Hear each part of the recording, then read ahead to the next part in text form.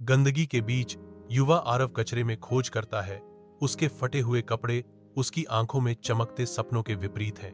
अपनी थकान के बावजूद आरव एक अदृश्य आशा से प्रेरित होकर अपनी खोज जारी रखता है। आस पास हंसी गूंजती है क्योंकि पड़ोस के बच्चे आरव के प्रयासों का मजाक उड़ाते हैं। आरव रुक जाता है। उसकी निगाह कचरे की सामग्री पर टिकी हुई है जो ताने से बेपरवाह लग रही है। वह अपने काम को फिर से शुरू करता है बिना विचलित हुए। उसके आसपास की कठोर वास्तविकता से उसकी भावना को कोई ठेस नहीं पहुंची। मंद रोशनी में आरव एक पुरानी किताब के पन्नों में खोया हुआ अकेला बैठा है। चमकती रोशनी के नीचे अक्षर झिलमिलाते हैं। हर शब्द अनकही दौलत का संभावित प्रवेश द्वार है। वह पाठ पर ध्यान देता है।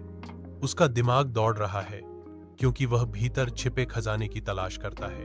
आरव आस पास की दुनिया से बेखबर फटे हुए पन्नों में छिपे रहस्यों से मोहित होकर तल्लीन रहता है। साल गुजर गए हैं और धूप से नहाए एक साधारण कमरे में आरव उम्मीद से भरे बच्चों के एक समूह के सामने खड़ा है। सूर्य की रोशनी खिड़की से होकर आती है जिससे बच्चों के उत्सुक चेहरे रोशन हो जाते हैं। कमरे में गर्माहट और प्रत्याशा को जोड़ते हुए हवा में धूल के कण नाचते हैं। आरव की आंखें दृढ़ विश्वास से चमकती हैं क्योंकि वह ज्ञान देते हैं। ज्ञान से बड़ा कोई धन नहीं है।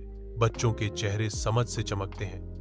उनकी आंखें सीखने की प्यास दर्शाती हैं। विनम्र कमरा आशा के आश्रय में बदल जाता है जहां ज्ञान सबसे बड़ा खजाना है। आरव बच्चों के साथ हंसी साझा करता है जिससे गरीब पड़ोस में गर्मी भर जाती है। बच्चे आरव के चारों ओर इकट्ठा होते हैं। उनके चेहरे प्रशंसा और खुशी से चमकते हैं। आरव भैया, आपने यह सब कैसे किया? एक बच्चे ने आश्चर्य से भरी आंखों से पूछा। आरव मुस्कुराते हुए प्रोत्साहन के शब्द देते हैं। एक व्यक्ति का साहस परिस्थितियों से बड़ा होता है। निवासी आरव को देखते हैं। उनकी आंखों में सम्मान और कृतज्ञता की गहरी भावना झलकती है।